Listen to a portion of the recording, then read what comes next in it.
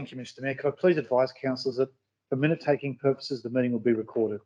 Thank you. We have no applications for attendance by visual audio link. We have the acknowledgement of country by Councillor Mark Bowditch. I'd like to first acknowledge we are meeting on Aboriginal land, Wanneroo land. I'd like to pay my respects to the elders of the Wanneroo people and surrounds, who are the traditional custodians of the land and the waters on which we are meeting on today, and also extend that to elders past, present and emerging, and also to any Torres Strait Islander people in our ranks here today as well. Thank you. Thank you, Councillor Bowditch. The civic prayer by Councillor. Almighty God, from whom comes every good and perfect gift, we give you thanks for the blessings you bestow upon us in our Shire. Grant those who hold office in this council the spirit of justice and truth, of whom wisdom and charity, that mindful of our responsibility and the needs of those we serve, we may promote the true welfare of your people, exercise wisely, faithfully the authority committed to us, and advance common good through Jesus Christ our Lord. Amen. Please be seated. One apology from Councillor-elect, moved by Councillor McNeil, seconded by Councillor Mahajan. All those in favour of the motion, please raise your hand. That unanimous and carried. Confirmation of the ordinary meeting minutes from last council meeting. Councillor Woodruff, seconded by Councillor Marshall. Any discussion? All those in favour, please raise your hand. Disclosures of any pecuniary or non-pecuniary interest. I'll start with my left. No. Yes. Yeah, thank you, Mr. Mayor. I'd like to declare an insignificant non-pecuniary interest in items 17.4 and 17.6. My employer is referenced in both those items. Councillor Woodruff. Yes, Mr. Mayor, I have two. Planning and Environment, item 10.1.4 on page 38, the monthly report to Council, Planning, Environment and Regulatory Services. I have a pecuniary interest, Mr. Mayor. I have a DA mentioned in the report. The second one is in Community Infrastructure, item 10.2.1 on page 51. Mount Pleasant Operation Access to Remove Underbores, Section 138 Roads Act of 1993 approval. Excuse me. I have pecuniary interest, Mr. Mayor. My employer undertakes work for the applicant. Woodruff. Moving down, Councillor, you don't have to stand if you don't. No, I'll stand. Yep, I have two as well. So 10.1.4, the monthly report to council. I have a pecuniary interest as the LAC DA is listed in that report. Also 10.2.1, Mount Pleasant Operations Access to Removal Underbores, Section 138 Roads Act 1993 approval. I have a pecuniary interest as they supply funding to the LAC that I am the CEO of. Councillor Barry. I've got two insignificant non-pecuniary interests, one both in close council, one for 17.4 and 17.6. My employer is mentioned in both of these.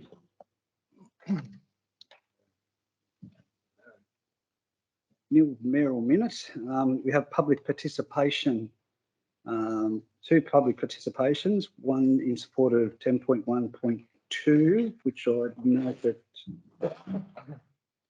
there's no one there for that in interests. Muswellbrook Battery, the BESS revised planning agreement, general terms.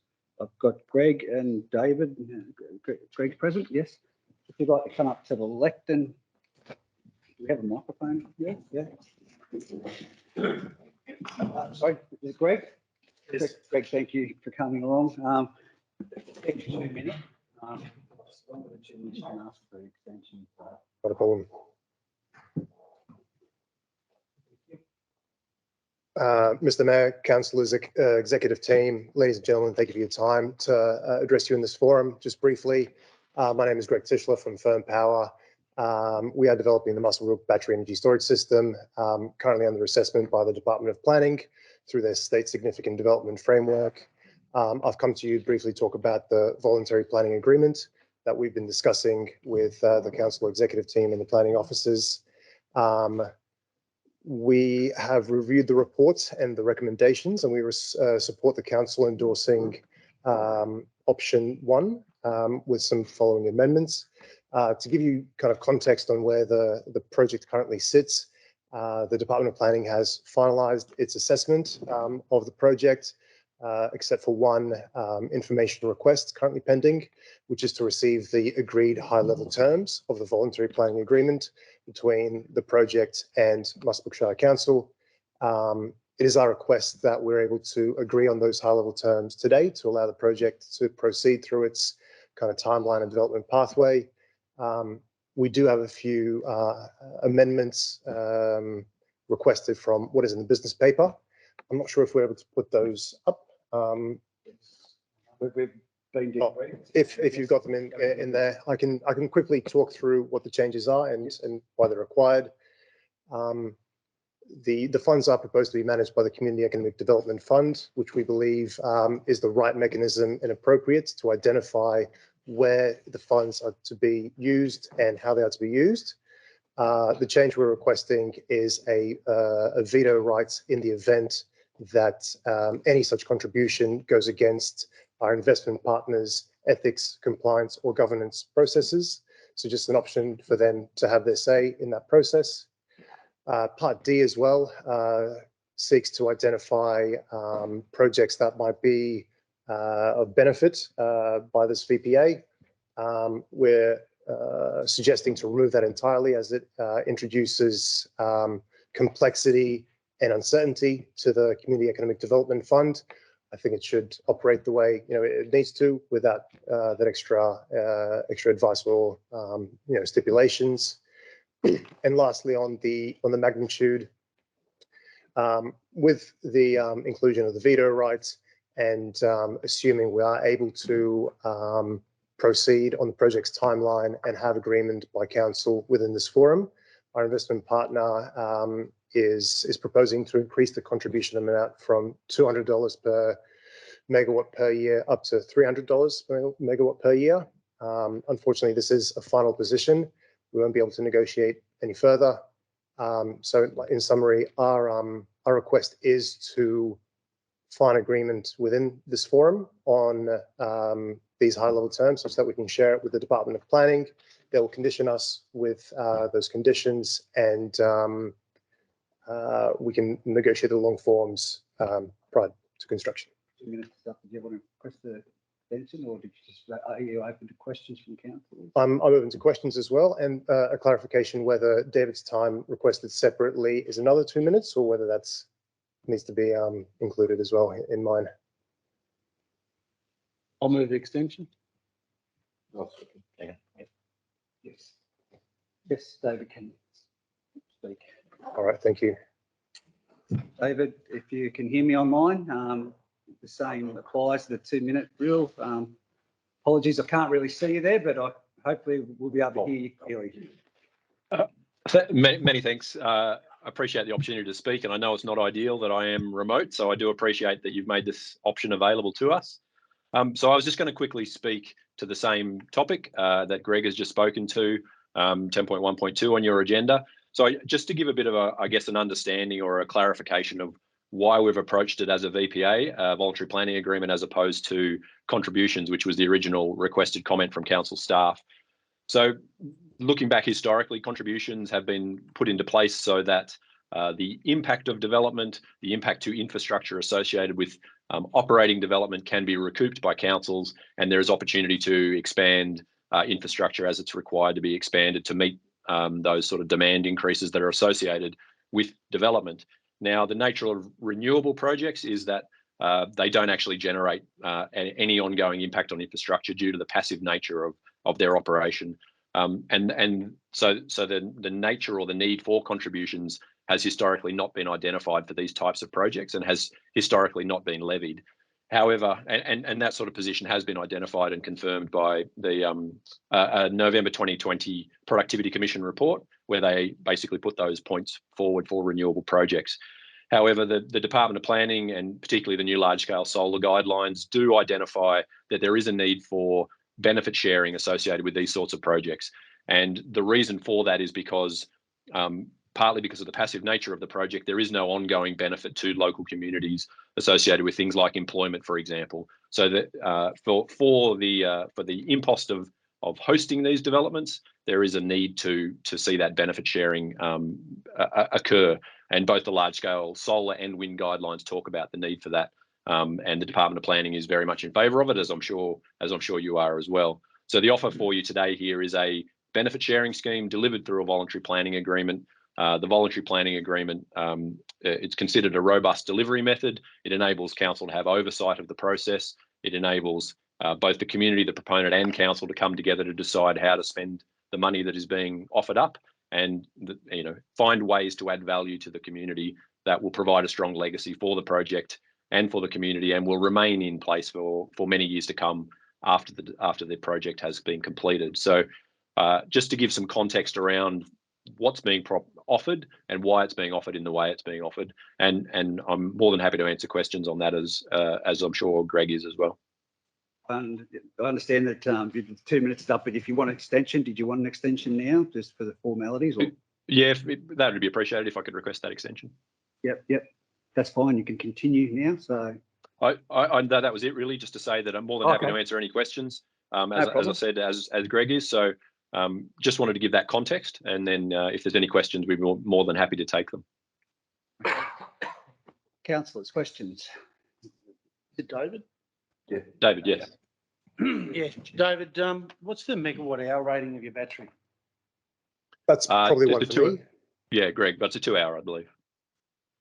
150 megawatts by 2 hours? By 2 hours, so 300 megawatt hours of storage. Councillor, you just have to go ask the question through the chair to the. Oh, sorry. Don't miss me. Mr. Chair, may I continue? Yeah, continue. David, you mentioned renewable. Are you going to charge the batteries purely from renewable sources? No, that's not the nature of the way these batteries operate. They are connected directly to the grid. Greg's probably more capable of answering this in a more technical fashion than I am. But what they do provide is that capacity to receive energy from renewable sources. So they are a pretty critical component in the operation of the network to allow renewable energy to come into the network and to go out. And it provides what they refer to as firming capacity, which enables the price of the price to be kept down, because there is the capacity to charge these things when prices are low, when demand is low, and then release the energy when demand is high and obviously prices are high. So that firming capacity operates to sort of level out that demand, if you will. Greg, is there a more technical answer to that question? There is, but eludes even me. In a way, it also acts as a shock absorber to the existing connection infrastructure, such that it delays required upgrades to transmission poles and wires, which in turn keeps prices down. That's the only other addition I'll say to what David said. Yeah, I just wonder if you've done any projections on the number of discharges you'd anticipate in a 12-month period. Or how many megawatt hours you'd... I think I'll take that one as well. So this one is tied to the warranty of the system. It's currently being negotiated, but the number you're trying to achieve is one round trip cycle per day. So 365 discharges per year. You can slice and dice it in many different ways, but that's usually the rule of thumb to what the system can handle without degrading it exponentially. Continue. Yep. So you're not necessarily wanting huge spot prices to actually discharge your energy. There's different markets that a battery can play in. The most straightforward one is the wholesale spot markets. which seeks to have an arbitrage play. Prices are dipping into the negatives currently with so much solar being present in the middle of the day. So quite often you can charge up the battery for a fraction of the price of the evening peaks when everyone comes home, turns on their televisions, drives and everything. So there is that split or that delta between middle of the day versus the evening peak, which kind of gives you your baseline kind of expected operational profile of the battery. And given that the closure of Liddell, that profile is obviously going to change in favour of, I guess, greater margins. An example of that was last week when we saw, I think, Unit 2 removed from service and a tube leak on Bayswater that went to $1,000. So I'm assuming that that would be about a $300,000 return for 1 day's discharge.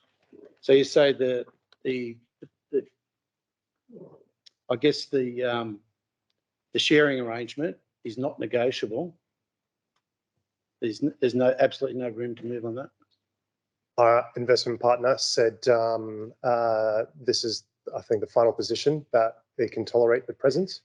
To talk about the projected revenues is, I think, extremely difficult as more and more batteries go into the grid. You would expect to have less of these fluctuations. Yeah, come down. Yeah. It is extremely hard to forecast what that's going to be like, and every projection we have is for the wholesale prices and all the other markets available to the battery to become less volatile over the initial 5 to 10 year period as we go through a massive transformation on the interconnected nature of the national electricity market. So being able to withstand any single units coming offline by being better interconnected with neighboring states, by building 500 kV lines, as well as distributed generation and storage all throughout the state. Projections are showing that these wild fluctuations should stabilize. But we pay consultants a lot of money to try and tell us what exactly is going to happen so that we can get certainty around these projects. I've just got a couple more. Safety measures. Is there a risk of internal fire over the batteries, and what sort of measures do you have to control that? So this is all described in the preliminary hazard assessment that we conducted. In short, we are using a lithium iron phosphate technology, which is considered much safer than the early generation batteries. It mainly relies on separation distances such that you minimize the propagation risk of a fire ever occurring. And it is relying on detection, containment, and then suppression. Just lastly, is it imperative that this is resolved tonight? And the reason I say that is this, as you would appreciate, is fairly new technology, and it's quite a lot of information, not so much in volume, but in technical nature for the councillors to absorb. I think the request tonight is to get agreement on the voluntary planning agreement high-level terms, A through to C. I think the broad nature of the project has been assessed by the Department of Planning in various agencies, and we've worked closely with Muswellbrook Shire Council on the impacts, risks, and the actual technology of the project. We hope we've demonstrated that adequately through the exhibition phase and through our negotiation process. I think the last remaining item is around this voluntary planning agreement, which is currently holding up the project from progressing into the next stages, which is to try and tie up supply agreements with manufacturers, and it's just getting kind of the project kind of moving. It's been kind of stuck in the same spot for roughly 2 months.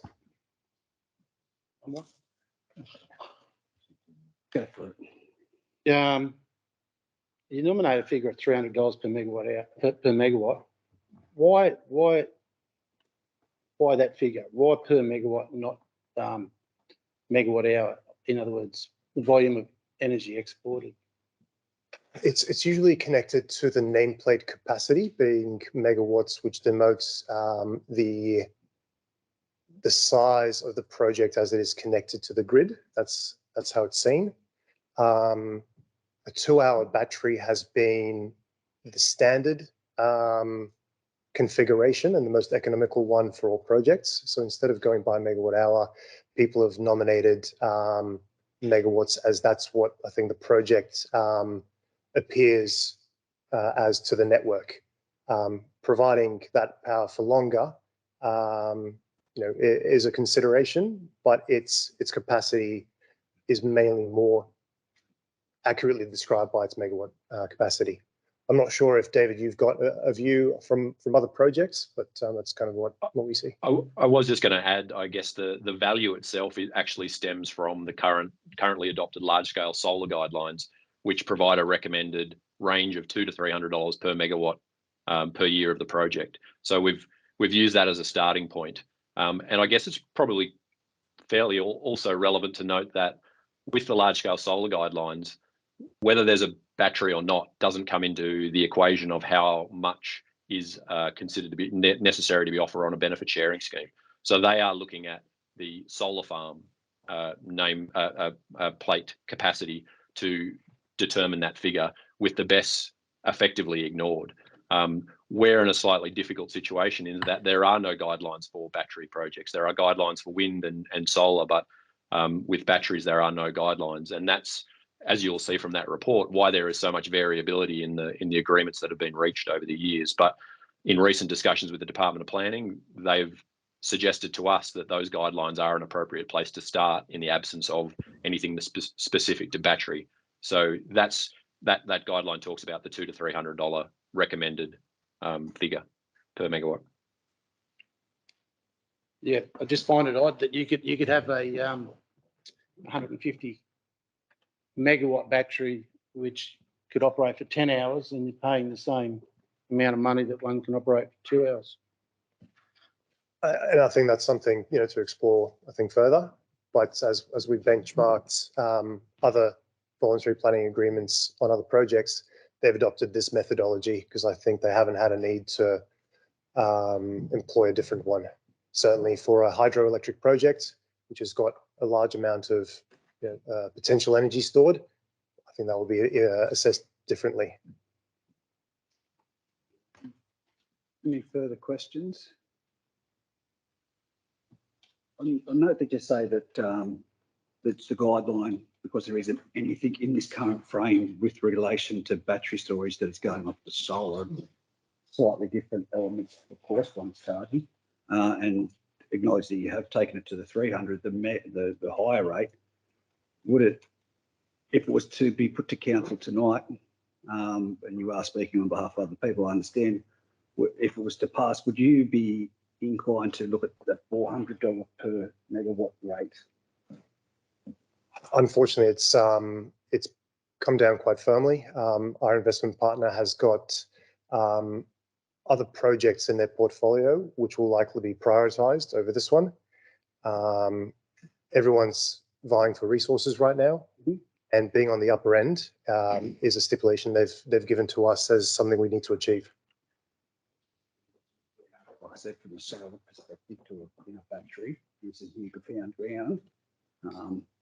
Yeah, I think the argument put forward in the business paper is that if you tie a VPA to impacts caused, they are less than you would see from a wind farm project or from a solar farm project. They've got a smaller visual noise amenity and a smaller footprint. Especially our proposed development is right next to the Muswellbrook Osgrid substation. We see this one as particularly to have quite a minimal impact from its development. Any further questions, councillors? Woodruff? No. Apart from the VPA, I just want to know how many people will we get the employment?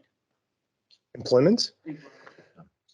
You're stressing my memory now. Through the construction phase, David, is it around 80?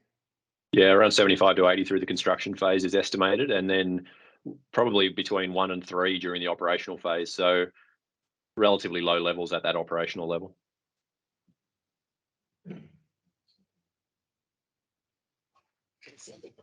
Further questions, councillors?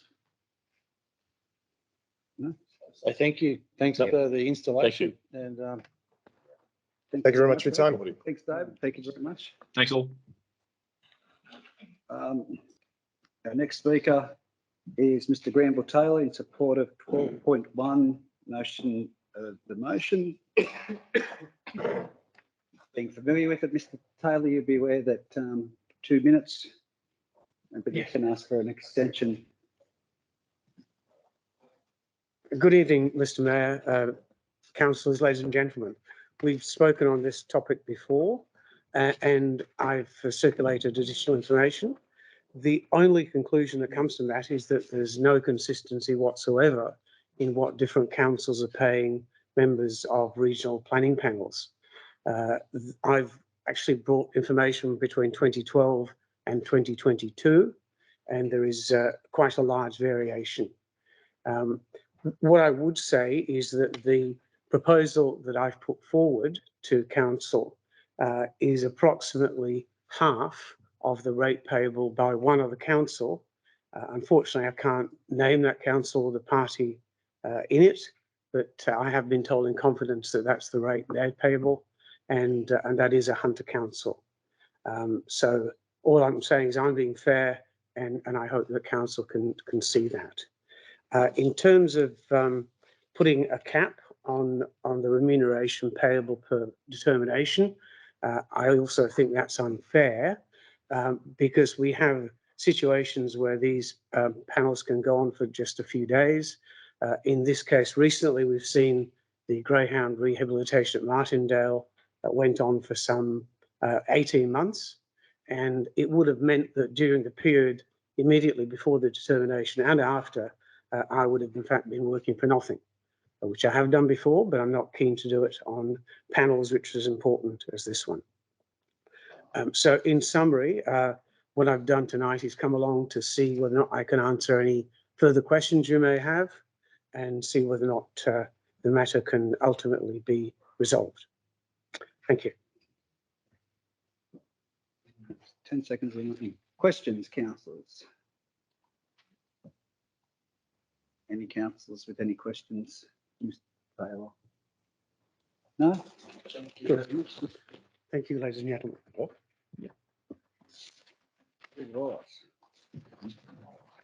New business arising from the previous minutes. The plan 10.1.1 rating subcategory amendment.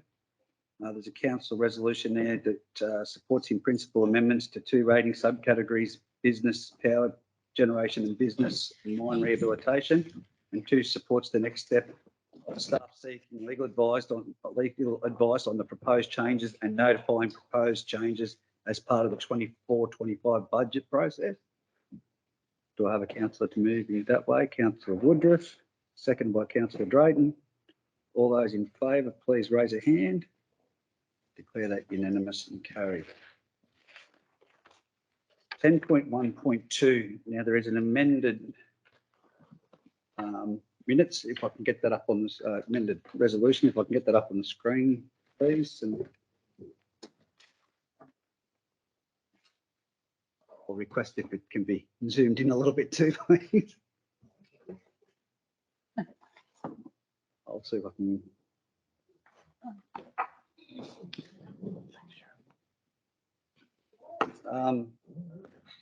Thank you. So there is a resolution there. The council notes the principles of the draft Community and Economic Development Fund policy and the revised planning agreement policy. 2, supports the battery following key elements of the Muswellbrook Battery Energy Storage System Planning Agreement. A, the amendment is based on the comparative residual impact of the BESS accept the offer of contributions to the value of $300 per megawatt of installed capacity provided every year of operation. B, there is an amendment to that is goes along the lines of everything that we have in our paper, with the added, the proponent will retain veto rights in the event of breach of their mandatory ethics and compliance requirements. C is as per the document, and D is removed. So do I have someone to move the amended motion? I'll say. By councillor Scholes. A seconder, councillor Marshall. Anyone to speak to the motion? I have a question. Mr Mayor, don't mind. Just do it again. In relation to the proponent will retain veto rights in the breach of any mandatory ethics and compliance requirements, can we get a more detailed explanation around that? Sorry, Mr Mayor, councillors, the proponent doesn't appear to be online to be able to answer the question. Yeah. Oh, yeah. I think it's to do with. David, are you still there? Can you hear me? Mr Walker? Sorry, I can. Yes, I am still here. I had some tech problems, but I'm back. Just in relation to that, if you could elaborate that on that amendment, please. Specifically, the proponent will retain veto rights in the event of the breach. Yes. So the proponent in this instance obviously is supported by an investment partner who has quite strict sort of ethics and compliance requirements that they need to meet. So what's being tried to be sought here is some clarification or some, in a scenario where a project is put forward for the money to be expended upon, that potentially the community and council would like to take forward, but the proponent may not necessarily agree with. They'd like the opportunity to be able to, apply a veto right in that scenario where they're outvoted, I guess. Now, that's a scenario that is very difficult to foresee. The exact terms of how the panel and the community group will work will be set out in the VPA itself. So it's probably just important to note that that's something that they would like to achieve, but the detail of it can be worked out in the actual voluntary planning agreement itself. So if you were of a mind to support the revised,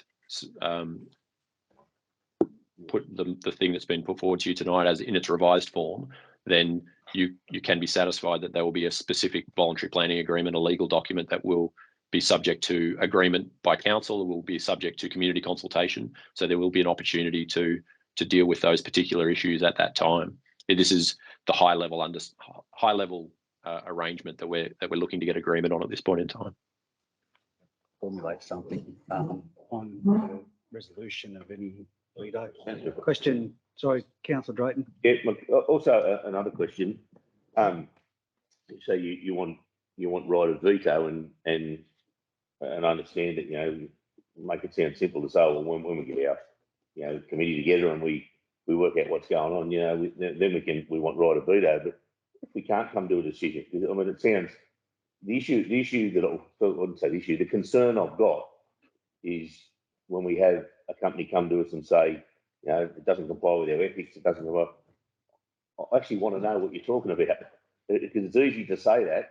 I actually want to know how deep that goes or how deep it doesn't go, because it would be unusual for us, for council in any VPA money, for a business to come to us and say we want effectively want complete veto over what happens if we don't like what you're doing. That's not what it said on the board. Yes, it is. Okay. Well, what's there? Could we have that back up there?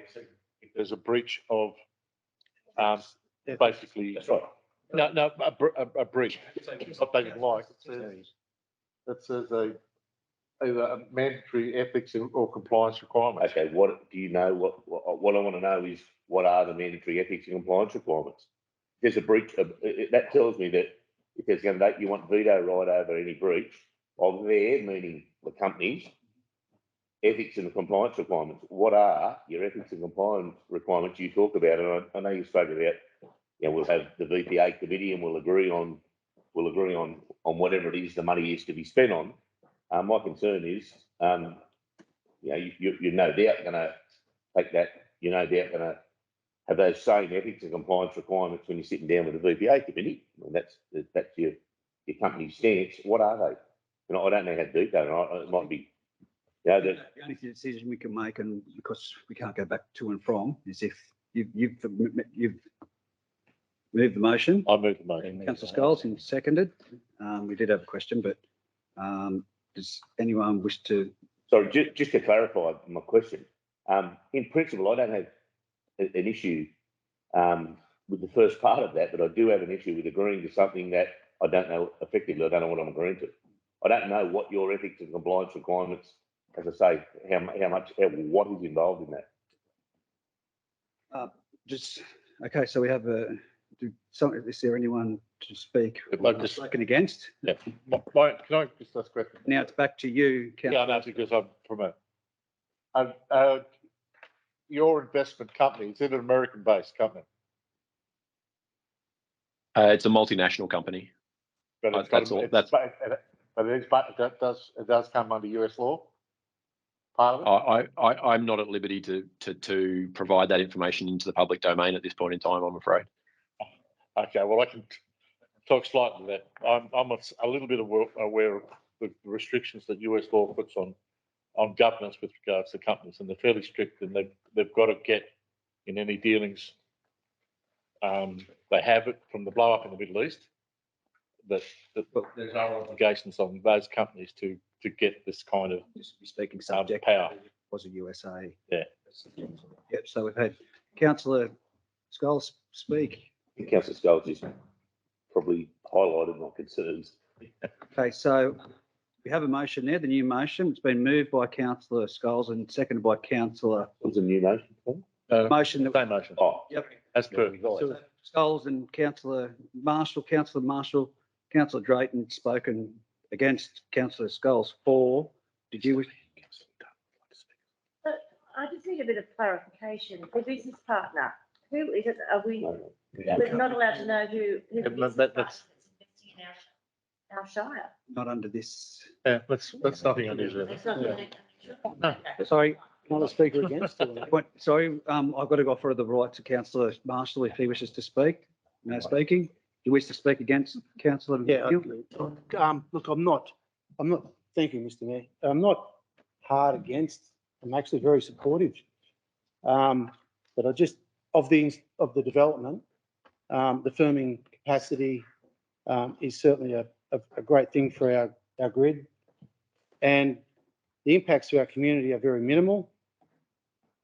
It's just the sharing, the benefit sharing, which I'm not sold on. We have obviously a concessional rate for rates based on the fact that it's classified as renewable, but it's not necessarily going to be charged with renewable energy. So there's a huge discount in terms of the rates that will be paid to council based on that fact or that definition that we have to work with. And I just think that, yeah, it's just a little bit short of the mark, the $300 per megawatt. Okay, but we've had 2 and 2. So I commit the current as it stands to a motion. All those in favour of the motion that is on the screen now, please raise a hand. All those against? Declare that it defeated that motion. So that was the amended. Sure, foreshadow that might have been. Yeah. Can I just put Councillor another motion? You can. Yeah. An alternative motion. Yes, you could. That the matter be deferred. I understand the components unable, should I say, to solicit the business partner. The matter be deferred until such time as we can understand what the mandatory ethics and compliance requirements are we're agreeing to. Or sorry, they are what the company refer to as their mandatory ethics and compliance requirements. And I would have conceded to that as an amendment if it had been proposed. What's an alternate motion? So he's put forward an Yeah, alternate put it as motion. an It's alternate moved by councillor Drayton to be deferred under those terms, seconded by councillor Woodruff. All those in favour to that motion, please raise your hand. Declare that unanimous and carried. Thank you, Mr. Walker, for your time. Council staff will be in contact tomorrow, I'd say, and we'll be in further consultation with our councillors. Okay. 10.1.3, council development conflict of interest management policy for adoption. I have a resolution there for council to adopt the attached council development conflict of interest management policy. Someone to move that way. Councillor Barry, councillor Bowditch. All those in favour, please raise their hand. Any discussion? Declared unanimous and carried. 10.1.4. Sorry, guys. Just keep asking questions the way you are. Did the substitution.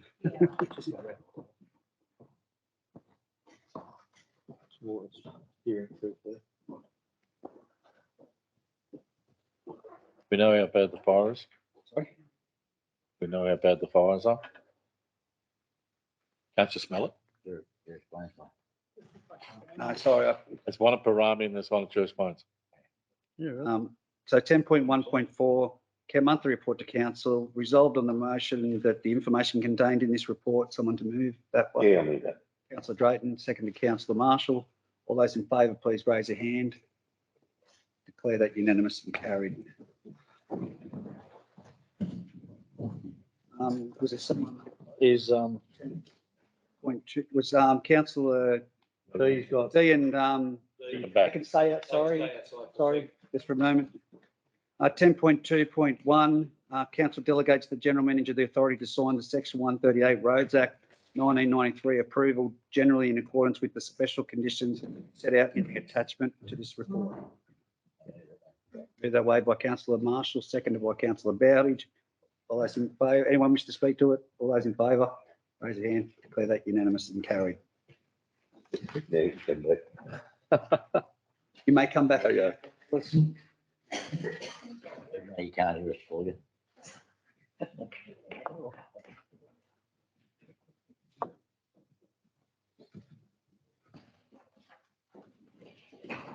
Improvement 10.2.2, the improvements to the Sandy Creek Road, New England Highway intersection. There's a motion there before us. Do we have someone to move that way? Councillor Woodruff, seconded by Councillor Drayton. All those, anyone wishing to speak for or against? All those in favour, please. Sorry, yes. Mr. Mayor, yeah, I believe it's not adequate, and I think it's bordering on dangerous, I suppose, when the new piece of road is going to be under construction, and I totally agree. Mrs. Skull should go back and have a yarn with him and see what we can't get as an improvement. Thank you. Anyone else wishing to speak?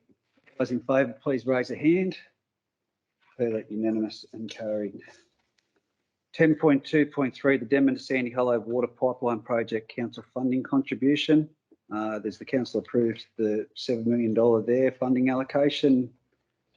Point 1 and 2. I'll move that way. Moved by councillor Bowditch, seconded by councillor Douglas. Anyone to speak to the item? Speak against? All those in favour, please raise a hand. Declare that unanimous and carried. 10.3.1, major project status reports. The council notes the report. Also moved. Councillor Scholes, seconded by councillor Marshall. Anyone to speak for or against? To commit that motion, all those in favour, please raise a hand. Declare that unanimous and carried. 10.4.1, the Sustainable Water, Wastewater and Waste Environment Grants Policy 35/1 for recommended rescission. Council rescinds the Sustainable Water, Wastewater and Water Waste Environment Grants Policy. Also moved, seeing as I was the person who originally put it up in 2014. Okay, councillor Scholes, someone to second that motion. Councillor Woodruff would have been around at the same time. Nothing's happened since then. Anyone wishing to speak for or against? Commit that motion. So I'll just make the comment that it's not being utilised. It's basically become the bailiwick of the state. State should be doing this stuff and addressing stuff with regards to this and with regard to planning control. So I'll throw it back at the state. All those in favour, please raise a hand. Declare that unanimous and carried. The draft 2023-2024 operational plan for public exhibition. Council endorses the draft 23-24 operational plan for public exhibition for a period of at least 28 days with details of all public submissions received by close of the exhibition period reported to council for consideration. Councillor Douglas, Councillor Barry, anyone wishing to speak for? I'd like to speak for this. I'd like to add in our operational plan, if I can, please, Mr. Mayor. In the previous council, it was proposed that we investigate putting a park up RV spot and access to the Wonnamai National Park out on the end of Ferndale Road. It was put forward by Jerry Bobsey, who was working the start of the process. I'd like to see that added in and continue down the path to get this happening if we can. We can have it added in so as it comes into the 2024 master plan. Thanks. Thank you. Thank you, Mr. Mayor. We've considered that. Consider that, and it already falls under, it will fall under our economic tourism opportunity, destination management plan. Anyone else wishing to speak to? So Councillor Bowditch just spoke to it. He didn't put up a. No, I put up that I I moved that. requested that it be noted in there. Include, no, It he wants it included. included in there. He wants to change that plan. That's the motion. Wants to change the plan before it even goes out in public exhibition. Yeah, that's. I'm just pointing out that. I'll just get the general manager to speak to that. Thanks very much, councillors. If you're happy for the recommendation as posited in the plan to be point 1 and point 2 to be councillor Bowditch's request for inclusion, if you're happy with that. Beg your pardon? Yes, please. Yep, thank you. Okay, so we have got to move. Do you accept that amendment, councillor? Read the motion to me again, please. Okay, so the amounts, the council endorses the draft 2023-24 operational plan for public exhibition for a period of at least 28 days with details of all public submissions received by close of the exhibition period reported to council for consideration. And 2, investigate access opportunities to Wonnamai National Park to be included in the operational plan under the tourism destination management plan. It's the wording at the start was the important bit. Opposed to be included. Okay, yeah, I've got no problem. Councillor Woodruff, happy with that? Yep. Okay. Anyone wishing to speak to against? I commit that motion. All those in favour, please raise a hand. Declare that unanimous and carried.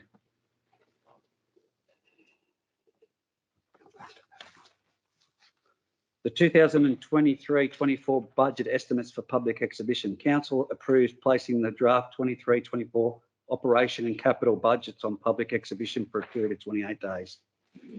Moved by councillor Woodruff, seconded by councillor Mahajan. Anyone wishing to speak for or against? Other than to congratulate the staff on the report, and it's good to see unity and a very good proposal. Okay, that councillor Woodruff. Anyone else wishing to speak? All those in favour, please raise a hand. Unanimous and carried. 10.4.4, the 2023-2024 revenue policy for public exhibition. Council approves the placing of the draft 2023-2024 revenue policy on public exhibition. Anyone, something you wish to move that way? Councillor McNeil, seconded by councillor Woodruff. Anyone to speak for or against? Any amendments? Commit that motion. All those in favour, please raise a hand. Unanimous and carried. It's this one. 2023-2024 fees and charges for public exhibition. Council resolves to place the 2023-2024 fees and charges schedule on public exhibition for a period of 28 days. Would that, can any feedback come back to council with that on that, please? Yes, Yeah. Mr. Mayor. So we'll just include any submissions to be reported back to council in that period. Happy with that? Someone to second that motion? Barry? I'll just ask that councillor Douglas's comment be noted. Same way as council. Oh, that's about it just was. yeah. So with the review of recreational fees and charges. Actually, was specific to the gym. Specifically the gym charges at the. Yeah. Is that right? Do you want to be specific just with that? Can I ask councillor? Well, it was just in regard, I don't want to speak for councillor Douglas, but obviously if we've got that many gyms already conducting in the Shire and we see that ours is being overpriced, for want of a better word, then maybe we'd have the opportunity within the 28-day period to have a look at it and come back as basically as a part of the submission. I'm happy with that amendment. So that'll be option 2. Review of gym membership fees and charges. I could have gone much more into depth on this one. That's why I wanted recreational. So I'm happy to move that way. Is there some seconded? Sorry, Councillor Douglas. All those in favour, please raise a hand. Declare that unanimous. Appointment of general managers for 10.4.7. Appointment of general managers performance panel. Council delegates the general manager performance review. Excuse me, please, sorry. Derek has room. Sorry, guys, I'll jump on. 10.4.6. Financial year 2022 local government performance excellence program final report. The information contained in this report be noted. Moved by Councillor Scholes, seconded by Councillor Dunn. Any discussion? Anyone to speak for or against? Commit that motion. Those in favour, please raise a hand. Declare that unanimous and carried. 10.4.7. Appointment of the General Manager's Performance Panel. Council delegates the General Manager's Performance Review to a Council delegates the General Manager's Performance Review to a panel comprising the Mayor, Deputy Mayor, a council nominated by council, and a council nominated by the General Manager. I'll now ask if anyone, councillor, wishes to nominate to be the council representative. Councillor Woodruff. Woodruff nominates. Councillor Dunn, you wish to nominate as well? So Woodruff and Dunn. Is there anyone? Douglas. Councillor Douglas. You accept that, Councillor Douglas? There's only one position, so we'll have to put that to a vote. Okay, so sorry. We asked who Derek would like to nominate. We have to get through the council because it might be someone that's already in the realm. So the Councillor Woodruff, all those in favour of Councillor Woodruff for the panel, please raise a hand. Declare that Councillor Woodruff be the nominated person for the council. A councillor nominated by the General Manager. Thanks, Mr. Mayor. Mr. Mayor, I have great respect for all councillors. I think all of the councillors bring unique talents and perspectives to council and enrich the consideration of the matters brought before council. It is a very strong, constructive and engaged council. I'm greatly privileged to be able to work with all of you. For this purpose, though, I'll select Councillor Scholes for a number of reasons. Councillor Scholes has a great engineering background, project management background, and understands those challenges. And also, Councillor Scholes has previous senior management experience in local government, and from that perspective, has an understanding of the challenges and demands of the role. And thirdly, with the new councillors, I just didn't think it was fair to ask any of the new councillors to be on the panel. But thanks very much. Okay, so I commit that. Any discussion or anyone to speak for or against? Commit that motion. All those in favour, please raise a hand. Oh, sorry. Someone to move that motion, Councillor. I can't. Councillor McNeil. All those in favour, please raise a hand.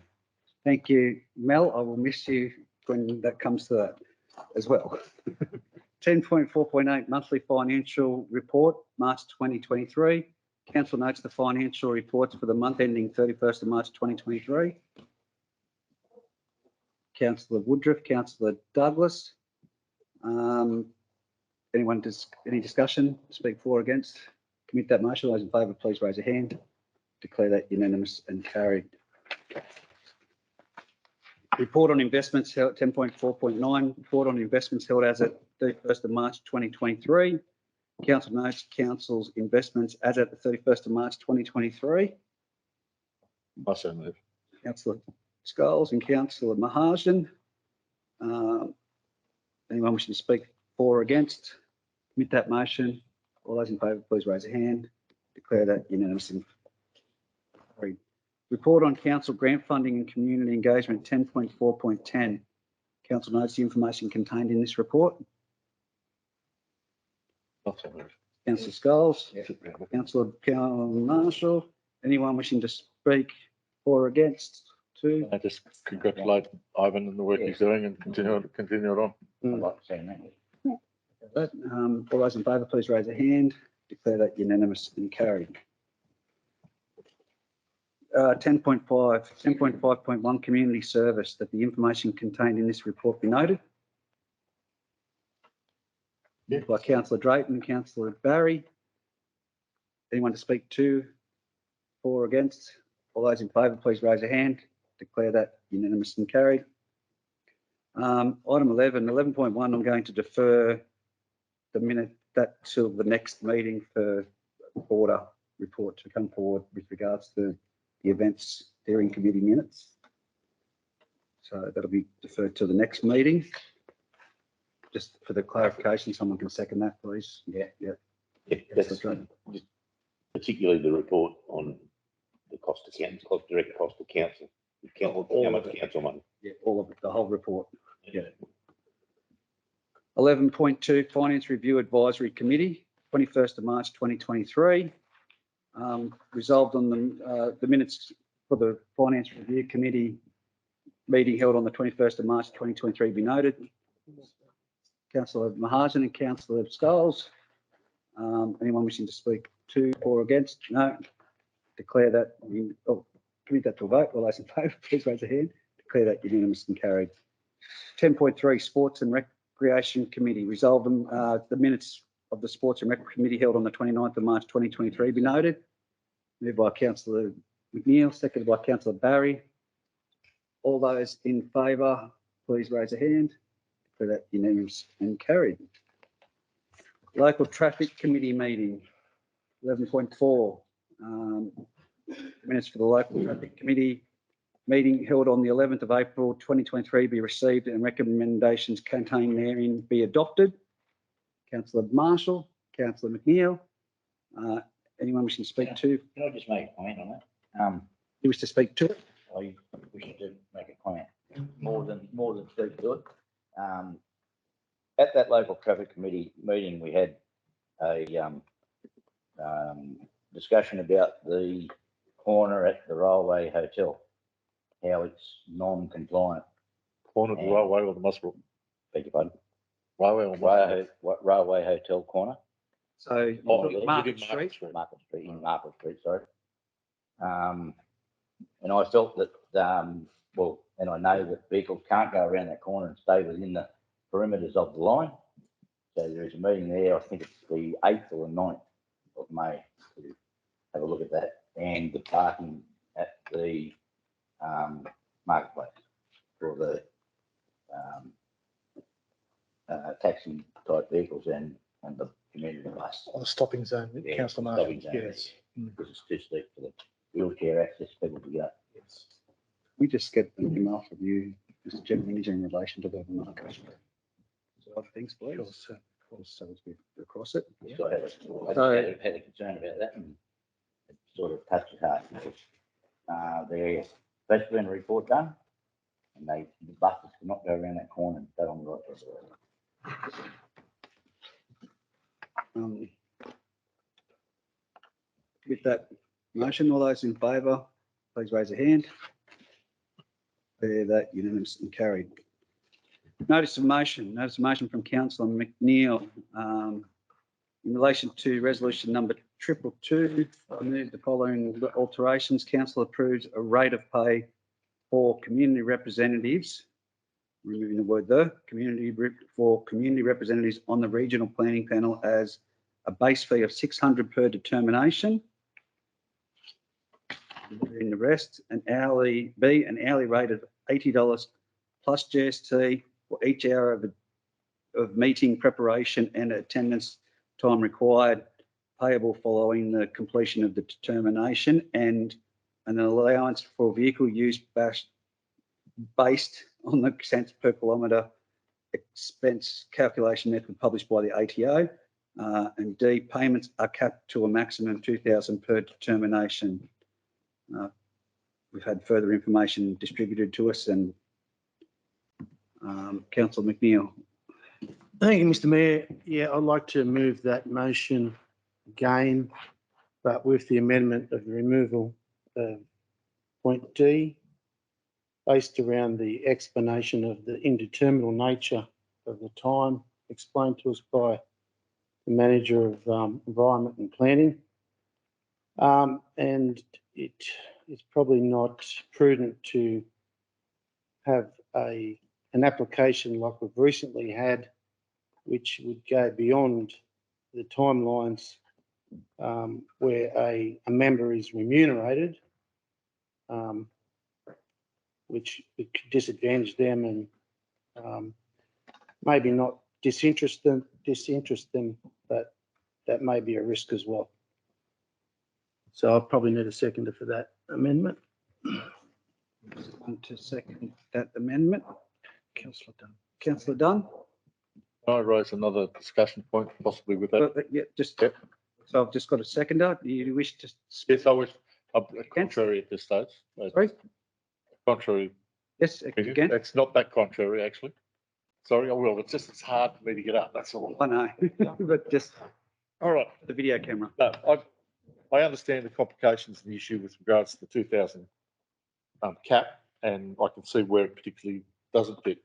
But I'm also understanding the situation where a council is acquiring a cost and is unaware of that cost, is blowing out. I just would like the mechanism where at least the general manager is informed that cap is going to be reached and exceeded. I'm not saying it has to stop that thing, but there'll be a process where when the costs are getting towards that 2,000, the general manager is informed that this is occurring, and then that decision can be made. I just want to. That's another amendment. Yeah, that's another amendment, basically. So I'm just proposing that amendment. The mechanism be capped. Well, the people that are incurring the cost, who are the people that are doing it, when their costs are approaching, because the way this works is that you're basically doing a timesheet and writing down, I've done this, and this, and the costs are basically being incurred external to the knowledge of council officers or councillors. And I'm just saying, when it gets to a certain stage, I think council officers should be informed that it is getting to that stage. I'm just going to speak now, if that's all right. I just want to seek clarification on what you're saying, because if we're going to have that mechanism in place and it does get to the 2,000, I know Mr. Taylor is here and I appreciate that. If it gets to that $2,000, what mechanism triggers then for that person to be removed? Or? No. I'm just saying they should notify the general manager that those costs are starting to occur. We have to work to a budget. That's the thing. That's why. Yeah, that's right. And he's the general manager is the operational controller of our budget. Otherwise, it's basically we're incurring costs without any control of where those costs are going. So that's, who was the second? Councillor Dunn, do you wish to speak? Or? Okay, Councillor Drayton. Can I ask Councillor Scott if I can a clarifying question? Yes. I understand what you're saying, Councillor Sculls, But what's the purpose? When I say what's the purpose, if we're getting close to 2,000, do we then say, no, okay, don't do any more work? No, that's what I was getting at. I don't understand. I don't understand the purpose of. We can let us know, and they can, and you know, the council, the general manager can report it to us and say, listen, the member's got $2,000, and let's use Martindale as an example, but we don't know how long it's going to go. It might go another 6 months, 12 months, 18 months. I'm just not sure of the reporting purpose. It's not. I don't think it's going to change. I don't think, Figure. and it basically doesn't change the money that's spent on any particular thing, but it's, your council has some understanding of what costs they're incurring, is my point. It doesn't say stop all work. I'm not saying that at all, because the costs are what the costs are. But I think the council should have some knowledge of the costs that they are incurring. Just going to seek some clarification. So, Mr. Mayor and councillors, because we will be receiving what is equivalent of an invoice from the panel members, at each quarterly review, we could note what the current budget expenditure is. That's, yeah. I'm just saying, we need to understand of what the outgoings are. We will have a line item in the budget just for the panel. Yep. So it will be pretty clear how much we've spent and how much budget we've got left for the year, and whether I'm going to need to ask for more money. That's right. I just want to, as I said, I don't like the situation where we're incurring costs and we have no understanding of what the costs we're incurring are. They spoke for Councillor Woodruff. I can see you're getting ready to stand. So, Yeah, I'll simplify it even more. Can we not have a monthly report on the status of that account? through using Mr. Mayor, General Manager, can I seek that? Mr. Mayor and councillors, many months there will be no action or no activity. So So that's a report coming to council with, there is nothing to report. yeah, Can it be an and email, simply maybe? monetary, by monetary. So if we have an allowance there, let's say $50,000, if nothing happens this month, the report will say we have $50,000 in the JRPP panel account. I'm going to need an answer to that, please. Yes, Mr. General Manager. Sorry, Mr. Mayor and councillors, I'm just thinking of my workload. And doing a report every month. Is it preferable that you maybe get an email or something rather than a formal report? I think that's acceptable. Sorry. How do you set a budget? Sorry, how do you set a budget for it? I mean, it's the budget, we can set a budget, and I guess you probably just answered my question a minute ago. The only thing the budget will do is set a trigger for you to come and ask for more money. That's all it will do. The budget won't do anything else, because we don't know whether there's going to be another Martindale or 2 Martindales next year, or 4 next year, or none the following year. So a budget effectively will do nothing apart from purely set a trigger to say we haven't got enough money. Yes, Mr. Mayor and councillors, that's essentially correct. So I've looked at how many applications we've received over the past 2-3 years and roughly estimated how much time it may have taken, and have allocated a budget. But yes, if I get close to exceeding that budget at a quarterly review, I'll be asking for more money. Can I say something about standing up? Yeah, I'm saying here to Councillor Drayton, we're required to set a budget, even if it's a figure that is basically made on past history and that's it. But we're required to actually have a budget. Like, we've got to have a figure, whether we blow it and how we blow it. We just want to be reported back to us. That's all. I think we've gone into debate. Okay, we've gone backwards and forwards. So motion is there with the amendment from councillor. Well, now we've got 2 amendments. Yep. From councillor, and you have to support this councillor McNeil for the purpose of it. So councillor Scholes would like to see some reporting of what the mechanism is going. Yep, once it gets close to the $2,000 limit. And councillor Woodruff's email or weekly, monthly, I can make it weekly if you like. Monthly updates Oh, I'm sorry, I've just, and that was the one man I was concerned about on screen that would speak up, and he has got his hand up. Josh, can you please step in? Certainly, yes. We'd be happy to include those figures in our monthly financial report. We can just have a quick note there to say where we're up to with the year-to-date expenditure and the budget. And I think that will suffice or sort of meet everyone's expectations and requirements. How does that sound? To simplify things, can I add Brett's onto mine? He adds mine onto his, we go right through it.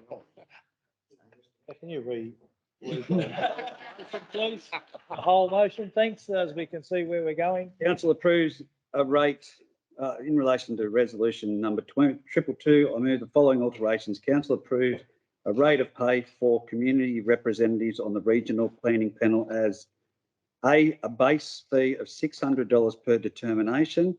B, an hourly rate of $80 plus GST for each hour of meeting preparation and attendance and time required, payable following the completion of the determination, and an allowance for vehicle use based on the cents per kilometre expense calculation method published by the ATO. D would become monthly finance update on the spreadsheet provided by. Inclusion of these figures in the monthly financial. Inclusion of these monthlies in the financial report. Okay, so I'm happy. You happy with that? I'm happy with that amendment, Mr. Mayor. Councillor Dunn, are you happy with that amendment? Commit that motion. All those in favour, please. Second, yeah. Second, Yeah. Councillor Dunn. It was. All those in All favour, right. please. Answer my questions I asked. Sorry. Answer my own questions I All asked. those in favour, please raise a hand. All those against? Declare that motion defeated, successful. Thank you, Mr. Taylor. And again, thank you, councillors. Now, councillor reports. It's been a rather busy month. I'll let the councillors speak first. So any councillor reports starting from my left? Councillor Marshall, Councillor McNeil. Thank you, Mr. Mayor. I'd just like to report that tomorrow is the last day of generation for our long-loved power station in Liddell. The last unit will be taken off service roughly at 8 a.m. tomorrow morning. You're all aware there's a celebration of its life tomorrow with Saturday, sorry. Thank you very much. So that tomorrow is when it comes out. But I'd just like to acknowledge the contributions that power stations made to our local community in terms of jobs, and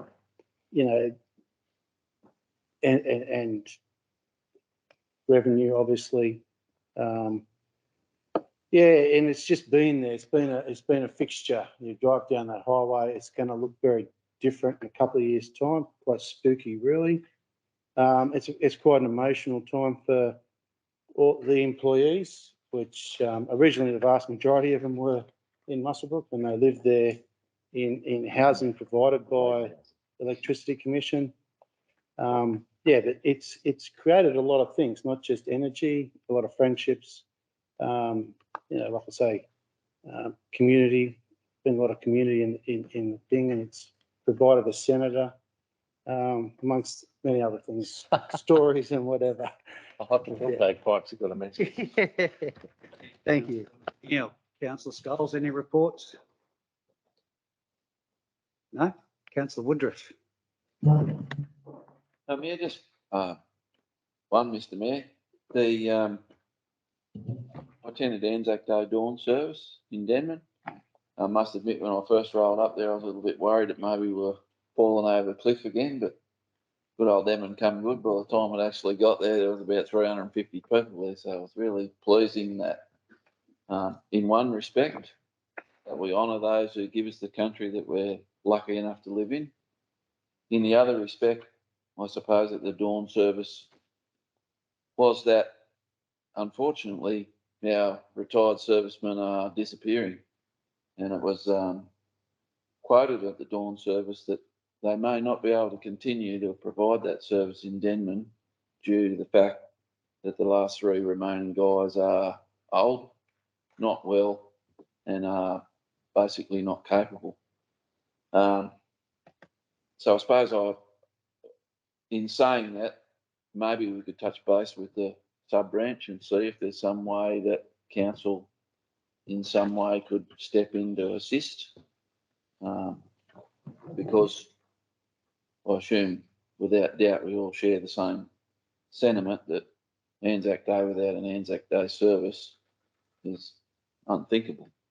Moving on to the main service in Denman, it was very good to see ex-councillor Ward was invited to share and lay in the wreath on behalf of council. I think it was very well received, and I think it was a great idea, mate. It was very well done, and I do appreciate council's input to the Anzac Day services in both Muswellbrook and Denman, and I think it's something that we should continue to do. And I for one, am very proud that we were offered some assistance. Thank you. Yeah. Diesel Ruston truck. You wish to give a report on that one? Oh, on that one. Questions without notice. I've got some photos there. Councillor Dunn. Councillor. Yeah, just quickly, I've been dealing with, I just want to thank the general manager and staff. Only about a week and a half ago now, I was contacted by the practice manager at Muswellbrook Medical Centre in regards to housing a doctor. They had needed some housing for within about 2-week period. Otherwise, he wasn't able to come. Of course, he can't stay. And the general manager and staff certainly organised that immediately. Derek ran me back within half an hour and then immediately communicated with the manager. So I understand it was something that councillors were passionate about. Certainly is important to the town, and even before probably we've got anything formalised or anything up and going. And I appreciate it, mate, that staff are able to do that, to be able to house, initially, as I say, before we formalised anything, be able to house a doctor and see another doctor for whatever period of time. But I guess it doesn't matter at the moment, but be able to house, immediately house those professional people we spoke about and discussion earlier. So thanks to Derek, you and your team for the input there. Councillor Drayton, everything you should be there? No, thank you. Okay. Councillor? No. I'd just like to, I guess, congratulate staff on a fantastic Easter event as well. We haven't had a meeting since Easter, but the event that took place, have we had a meeting since then? No. No, but this event that took place up there at Highbrook Park, well received by the community, well attended. So many smiles on so many kids' faces, and that's what it's about. It's about getting back to the community that we said that we represent and become that livability and having the community included in everything. And then we've moved on from that to the Anzac Day service, and I think there was a number of councillors there for the dawn service. And as you've seen, and Councillor Woodruff touched on, I think that the dawn services in Muswellbrook, I said last year's was the biggest I'd seen. This year was by far greater than what it is. And it's about getting that message down to the younger people. And it also comes through from the march. They get that message during the service, and to see so many schools involved in it, it was fantastic. To come out here to Denman, it was a great reception. And again, I did hear the servicemen say that they would be stepping down from their roles and had a discussion there and then with the general manager about ways that we can get involved to try and make sure that moving forward that it does continue on, because it is it's a day of our nation and New Zealand as well, that we've got to keep that tradition going and keep that message going with our younger children. I'd like to congratulate Tim Seymour on a fantastic job done at Muswellbrook. He does a fantastic job and runs a quality event. So thank you. Just outside the reports, I'd like to thank Melissa Cleary. We know this is her last council meeting with us as a council. She's been there for since I first started with the council, and a valued asset to our council. So Melissa, all the best in your new endeavours, and thank you very much for being so supportive. Thank you.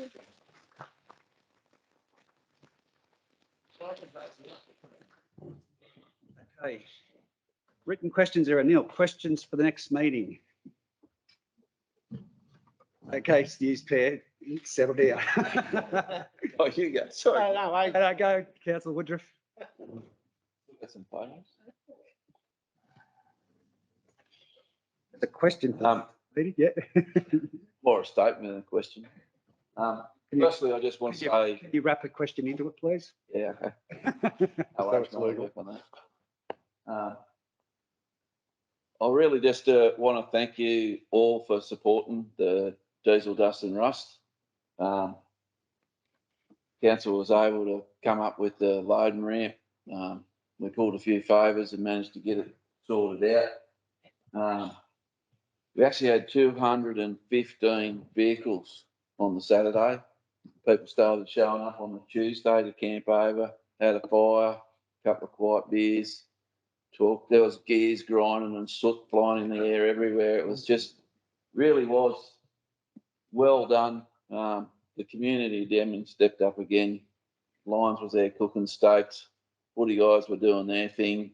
The street was alive with people. There was just torrents of people going up and down. You know, again, for such a little town and a few people, gee, they step up and bat well. Everybody that I spoke to, bar none, were overawed by the museum and the potential that it would have. And Jesus Christ, can we move to this council because ours does bugger all. And the visitors are coming from interstate in all directions, not just locally. And the amount of vehicles, and the other great thing was some guys like to find something old, crank it up and just leave it that way. Other people like to pull it into a million pieces and shine every single one of them, and that was evident on the day. Community had a great time, the visitors had a great time. I really do appreciate the assistance from council. It was just a fantastic event, and thank you. The question being, can we progress the recreational accommodation at the facility? Yeah, can council move forward on the recreation? Now we've got the 2.2 back. The region. Yes. I'll have that question answered next meeting by the general manager. Councillor McNeil. Thank you, Mr. Mayor. The risk of sounding like a scratch record, you know how I'm always on about livability. Some months ago, I moved a motion for a promotional video of what our LGA offers. Just wondering if we can get a report of how that's progressing. No problem, we can get that to the next meeting. I think the last time that the answer was that they were working with the Chamber of Commerce who received funding as well, but we'll get that clarified. Thank you.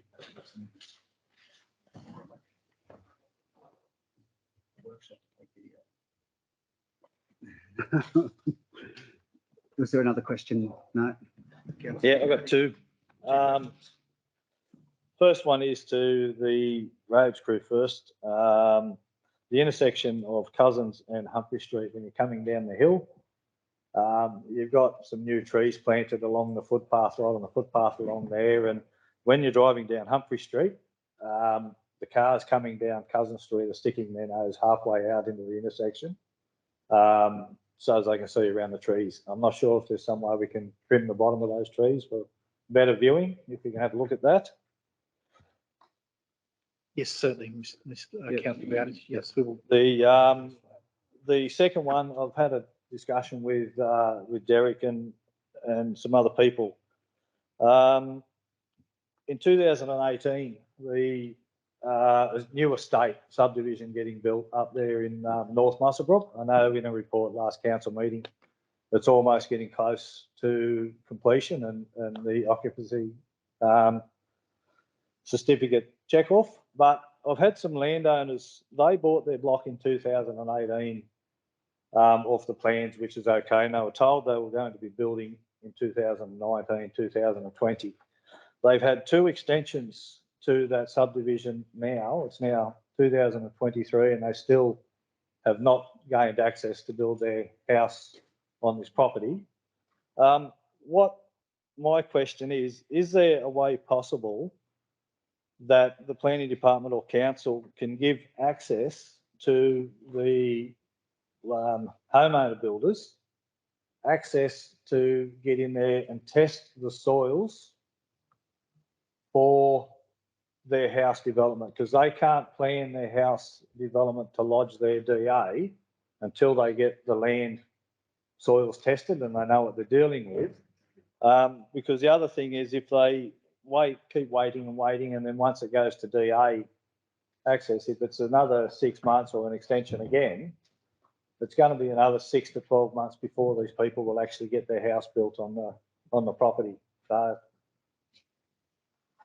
That's fine. We can give them I might answer it. Mr. Councillors, if they don't own the land, they need permission of the landowner to access the site. So that will be the person who's selling them the land. Council can't give them the right to access that land. They will need to approach the person that's selling them the land. yeah, so the question was put to me, they bought the land, they've paid for the land off the plans.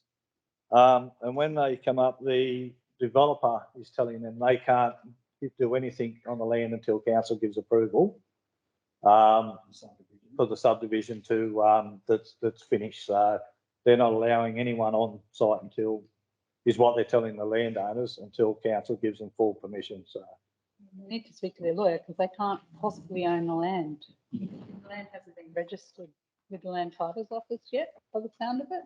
So they need to go and approach the person who's subdividing the land and ask them, can we access our parcels to just do some soil tests? If it hasn't been registered, we haven't given the final sign off on the subdivision certificate, there'll be work health safety issues. So they'll probably have to be escorted to their block, and someone will need to, from the development company, will need to be present so that there's no harm, like that they're not hurt or anything else. But it's not something council can really get involved in. no, that's okay. Yeah, it was just the question was asked, so I thought I'd ask it so as they can start the development. But yeah.